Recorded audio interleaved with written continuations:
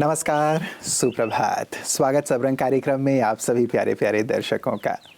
मित्रों, आइए आज कर्म पर थोड़ी चर्चा करते हैं। कहा जाता है संसार कर्म क्षेत्र है और यहाँ बिना कर्म के कोई भी नहीं रह सकता।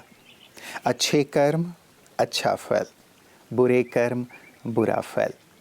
यदि आज हमें कुछ कड़वे खट्टे फल खाने पड़ रहे हैं तो ये हमारे ही कल बोए हुए कर्मों के बीज का परिणाम है। यदि हम चाहते हैं कि हम कल कुछ सुंदर अच्छे मीठे फल खाएं तो आज हमें कुछ सुंदर कर्मों के बीज बोने पड़ेंगे। इसके लिए हम किसी और को दोष नहीं दे सकते। वैसे सामान्यतः हम अपने भाग्य को, भगवान को या औरों को दोष दे रहे होते हैं कि इसके कारण ये हो रहा है, लेकिन कर्म सिद्धांत ये कहता है, अध्यात्म ये कहता है कि व्यक्ति अपने ही कर्मों का परिणाम भोगता है, अच्छा या बुरा। तो क्यों ना मित्रों, हम अच्छे से अच्छा कर्म करने का संकल्प रखें और करें भी। तो आइए इसी संकल्प के साथ चलते हैं आज के सुंदर सुभाग्य की ओर। ओम शांति। अक्सर हम अपने आसपास के लोगों से बहुत सी उम्मीदें लगाकर बैठते हैं। जैसे बच्चे हमारा आदर करेंगे, बड़े हमें आशीर्वाद देंगे, दोस्त हमारा साथ देंगे और सब हमें बहुत प्यार करेंगे। परंतु आज नहीं तो कल हर एक का ये भ्रम टूट ही जाता है। जानते हैं क्यों? क्योंकि जिंदगी का उसूल कहता है कि जिसके पास जो होता है वो वही देता है। सुखी सुख देता है, दुखी दुख देता है, भयभीत भय देता है, तो ज्ञानी ज्ञान देता है। परेशान व्यक्ति परेशानी बांटता है तो एक भ्रमित व्यक्ति भ्रम बांटता है।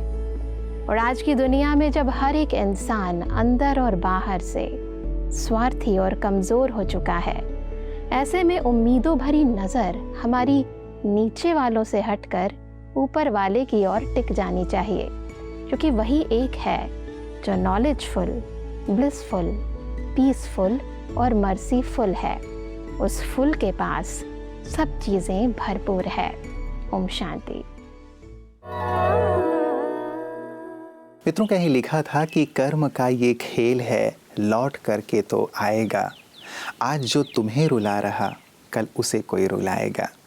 सुनने में बात थोड़ी कड़वी सी लगती है, लेकिन ये 100% सही है। सामने वाला मित्रों हमारे साथ कैसा भी व्यवहार करे, लेकिन हमें अपने व्यवहार को, अपने कर्मों को श्रेष्ठ और सुखदायी अवश्य बनाकर रखना चाहिए, क्योंकि सामने वाला अपने कर्मों के लिए जिम्मेवार है और हम अपने कर्मों के लिए जिम्मेवार हैं। इसीलिए चाहे कैसी भी स्थितियां हों, कैसी भी परिस्थितियां हों, हमें अपने कर्मों को श्रेष्ठ और उच्च बनाए रखने का, सर्व के लिए सुखदायी बनाए रखने का ही संकल्प भी रखना चाहिए और इसे आचरण में भी लाना चाहिए। तो आइए हम सब इसी संकल्प और इसी भाव के साथ कि अपने कर्मों को सबके लिए हम सुखदायी बनाए रखेंगे, चलते हैं अपने अगले सेगमेंट आपकी सेहत आपके हाथ की ओर। नमस्कार। एक लेखक थे कि जो पॉजिटिव थिंकिंग पर बहुत लिखते थे। उनकी किताबें भी अच्छी अच्छी थी, लोग भी उनको फॉलो करते थे। और एक बार उनके पति कार में जैसे कि पेट्रोल भरते हैं ना, जैसे पेट्रोल पंप पर पेट्रोल भर रहे थे और कुछ क्रिमिनल्स जो जेल से रिहा हुए थे, और आज बहुत लोग हैं कि जिनको वापस जेल में जाना है क्योंकि वहीं उनको कुछ करना नहीं है और वो एक प्रकार की आदत भी पड़ गई। तो उन्होंने सोचा था कि जो भी पहले ही मिलेगा उसको हम शूट कर देंगे और वापस जेल में जाएंगे। तो वही कहेंगे कि भी उनका एक बैड लक था कि वहीं भर रहे थे, वो लोग वहां पहुंचे और उनको शूट कर दिया और उनकी डेथ हो गई। और फिर कुछ समय के बाद उनको जो फॉलो करने वाले थे उन्होंने पूछा कि आप बहुत कुछ पॉजिटिव थिंकिंग के बारे में कहते हैं, परंतु इसमें क्या पॉजिटिव हुआ? उनका कोई दोष भी नहीं था, तो सिर्फ उनके मन में आ गया और आपके पति की डेथ हो गई। तो उन्होंने कहा कि हाँ, इसमें भी पॉजिटिव हुआ। ऐसी बात नहीं कि समस्या नहीं है, मेरे लिए लॉस भी बहुत बड़ा है। परंतु कहा कि जब ये दुखद घटना हुई, उसके बाद जो लोगों ने मुझे फोन किए, मेल भेजे, पर्सनली भी मिलने के लिए आए, उन सब से मुझे पता चला कि जो भी मैंने कार्य किया है कि मेरा इमोशनल सपोर्ट लोगों का, कहे कि सारी सोसाइटी का, मित्रों का कितना बड़ा है।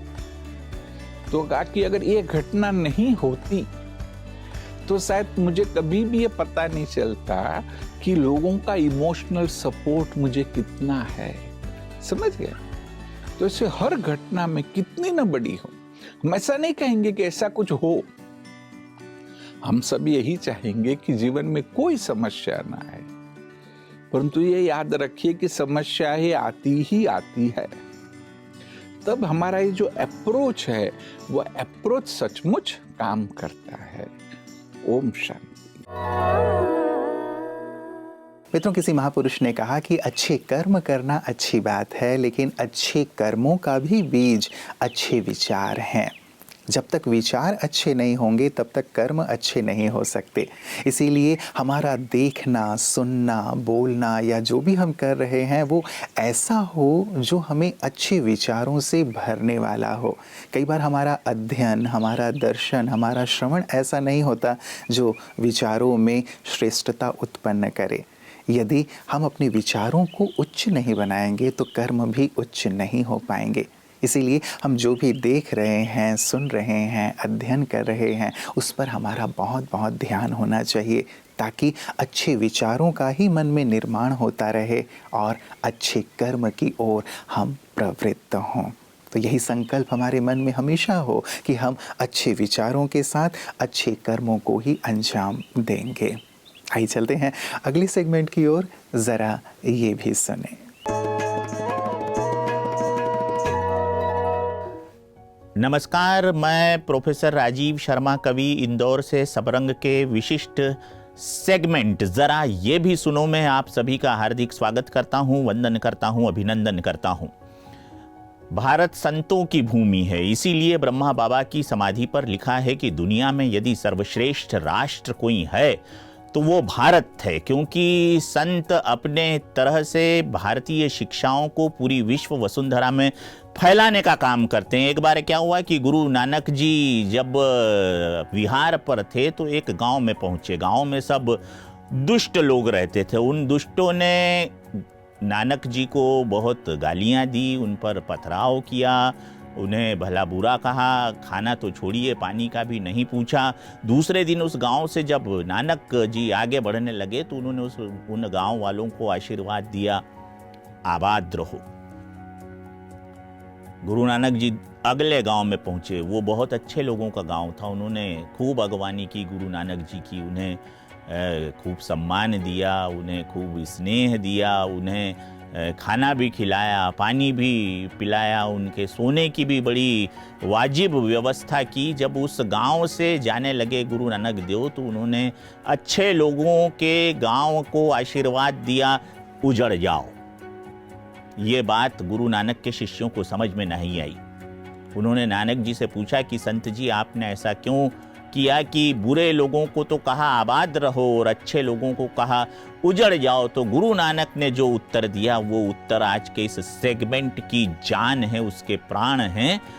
गुरु नानक ने कहा कि मैंने दुष्टों को आबाद रहने का आशीर्वाद इसलिए दिया क्योंकि बुराई यदि एक ही जगह पर रहेगी तो वो वहीं की वहीं सीमित रहेगी, लेकिन अच्छाई यदि दूर सुदूर तक फैलेगी, वो उजड़ जाएगी, पूरे विश्व में जाएगी, तो हर जगह अच्छाई को सिंचित करेगी, अच्छाई को बढ़ाएगी। तो दिल पर बोझ न यूं भारी रखिए, जिंदगी एक जंग है, इसे जारी रखिए। कितने दिन जिंदा रहे इस बात की नहीं कीजिए चिंता, किस तरह जिंदा रहे इस बात की शुमारी रखिए। उर्मिलेश भाई की कविता की इस पंक्ति के साथ मैं आपसे विदा लेता हूं। नमस्कार। मित्रों, बात हो रही है अच्छे कर्मों की और साथ ही अच्छे विचारों की, और हम जानते हैं कि इनका जो बीज है वो आध्यात्म ही है। आध्यात्म में ही हमें अच्छे विचारों की ओर और अच्छे कर्मों की ओर प्रवृत्त होने की प्रेरणा दी जाती है। आध्यात्म में वो सुंदर सीख है जो हमारे जीवन को ही सुंदरतम बनाता चलता है। हमारी आंतरिक वृत्तियों में अच्छाइयाँ समाती चली जाती हैं, वैल्यूज़ समाते चले जाते हैं और फलतः विचार भी सुंदर होते हैं तो कर्म भी सुंदर होते हैं। कई बार हम ये सोचते हैं कि क्या करें, समाज में, संसार में या जहाँ पे भी हम रहते हैं अच्छाइयाँ हैं ही नहीं, बुराइयाँ ही बुराइयाँ हैं, जिसके कारण हमें भी टिट फॉर टैट की नीति अपनानी पड़ती है। जो हमारे लिए बुरा सोच रहा होता है हमें भी बुरा सोचना पड़ता है, बुरा कर रहा होता है हमें भी बुरा करना पड़ता है।